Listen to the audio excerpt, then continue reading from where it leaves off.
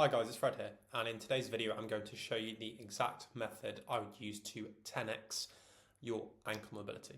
So the first thing we have to do is define what do I mean by ankle mobility. Well, I'm talking about dorsiflexion, so the ability to get your knees over your toes.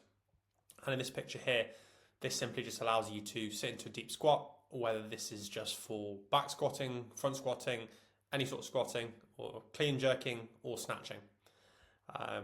Also, just generally in sport and in life, if you've got better dorsiflexion, you can typically get into better positions with sports that require, again, these kind of positions, which is typically weightlifting. It would benefit you in powerlifting as well for more quad recruitment, and then typically mixed martial arts sports and things along those lines. Okay, so that's how I'd be defining ankle mobility.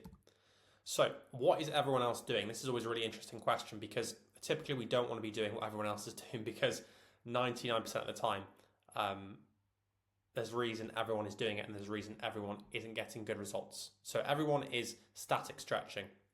They're doing these sorts of drills as shown in this picture where they've just got a kettlebell on top of their leg and they're just driving their knee over the toe and they're just holding it in that end range position. They're doing this daily and not getting great results. And the key concept here is most people are focusing on muscles as opposed to bones. Now, if you focus on muscles, again, I describe this as an onion. Imagine you've got layers of an onion. Muscles would be on the very outer layer, and on the very inner layer, which is the thing that matters, is the bones, because bones create the movement. And the reason the muscles are tight in the first place is because the bones aren't going through full range of motion. Okay.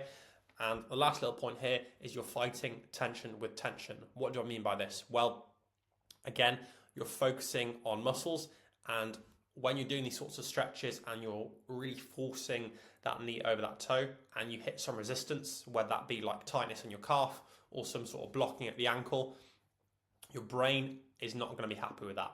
So if you try fight tension with tension, i.e. like really pushing into this hard range and not just gently encouraging it and building over time, your brain and your central nervous system are not going to respond well. What everyone is missing, what is the secret ingredient? Well, it's pronation. What's pronation? Very simply, in this diagram, you've got neutral position. This shouldn't say normal, just like a neutral position in the foot. And then you've got pronation, which is where you let your foot roll in. And then you've got supination, where you let your foot roll out. Now, unfortunately, with a lot of PTs and a lot of coaches and just generally in the fitness industry, people are told when they're squatting to keep that tripod stance and don't actively told not to let their foot roll in, which is wrong. The reason it's wrong is because pronation, or an inward roll of the foot, is a natural part of that dorsiflexion, the ability to get that knee over that toe. So actually letting your foot pronate and roll inwards would allow you to get more dorsiflexion and can also sort out a lot of other niggles like knee pain, hip pain, because it's not a natural movement if you're told to supinate or keep your foot outward or don't let it roll inward, okay? Because it's actually a natural movement pattern, pronation, letting it roll inward as we dorsiflex, okay? So just to reiterate that, pronation is a normal function of the foot. It will allow for more dorsiflexion and it's a natural movement pattern. Okay, so dorsiflexion and pronation go hand in hand, and this is why when most trainers and coaches are telling you to not let your knees cave in or to not let your foot roll in, they're actually doing you a disservice, because this has nothing to do with movement, how we actually move as humans. It's just some tale that someone's told someone, and now everyone believes it, and it's complete load of rubbish. It doesn't make any sense. And it will cause you a lot of mobility issues, but also could potentially cause you a lot of niggles at your knees and your hips. So how do we improve pronation? Two very simple things. Number one, a pronation exercise that I'm going to run through in a minute, and being conscious with your daily activities, when you're doing daily activities, so when you're bending over to pick something up, when you're standing up, basically any time that you're using your feet and that knee could potentially go over that toe, let your foot roll in, let it pronate. There is no point in doing this pronation exercise that I'm going to show you and then in everything else you do day to day being scared to pronate, because Again, if you consider how much time it's going to take you to do these pronation exercises, it's going to be like 5-10 minutes a day compared to the rest of that day, which is 10-12 hours. If in those 10-12 hours in your head you still got this thing of I can't let my foot roll in, then you will do that with everything you do in life. So when you stand up, you won't let your foot roll in. When you walk, you won't let your foot roll in. And so just doing the pronation exercises on their own is not going to fix the issue. You need to be conscious of the fact that pronation is not a bad thing. You can do it in any daily activity alongside the pronation exercises, which the combination of that is what's going to help improve your pronation and then therefore improve your dorsiflexion. So the simple pronation exercise, 3 key points.